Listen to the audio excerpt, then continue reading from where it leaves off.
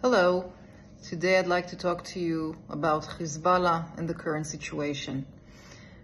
There are 5 things you need to know about Hezbollah at this point of time. Number 1, on October 8th, Hezbollah began attacking Israel, firing more than 5,000 missiles, rockets, and drones. It's important to mention that Israel did not trigger any of these attacks. Hezbollah decided to do it, calling themselves resistance group, standing alongside the Palestinians. Number 2, the government of Israel decided that fighting in Gaza is the main area where the Israeli Defense Forces are acting, and therefore the entire activity that Israel conducts on its northern borders with Hezbollah are defensive. Having said that, it's important to note that Israel actually targeted more than 5,000 targets inside Lebanon and Hezbollah sites, and also killed more than 400 Hezbollah terrorists. Number 3, 60,000 Israelis were forced to relocate from their homes in northern Israel due to the situation. Some of the communities suffered a huge loss of infrastructure. Up to 35% of the homes, civilian homes, were destroyed. The American envoy, President Biden's envoy, Amos Hochstein, was in Israel this week and also spent a couple of hours in Lebanon.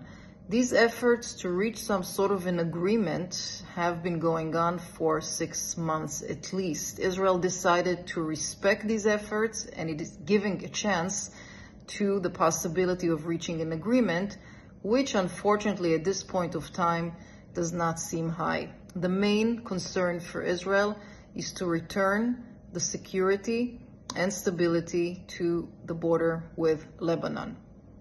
Number 4, Hezbollah is actually conducting a psychological warfare.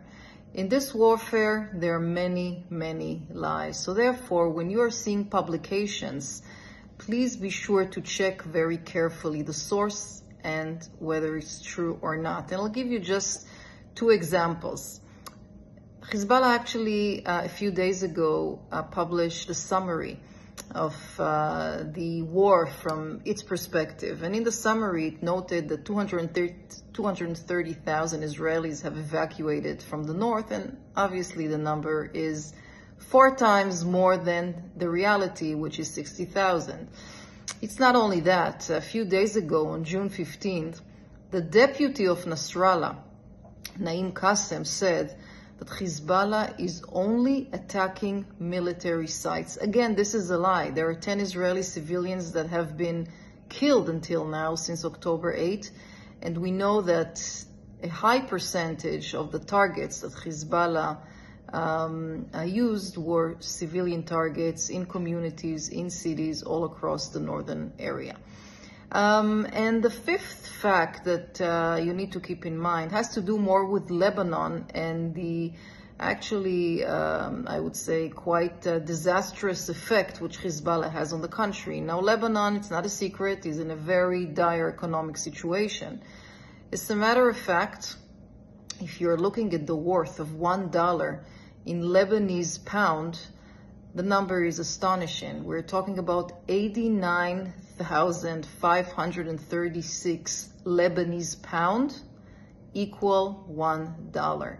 And when the economy is falling apart and the country is really falling apart, then you hear more and more voices from within Lebanon calling to Hezbollah not to escalate the situation and to quit this kind of military offensive it chose on October 8th.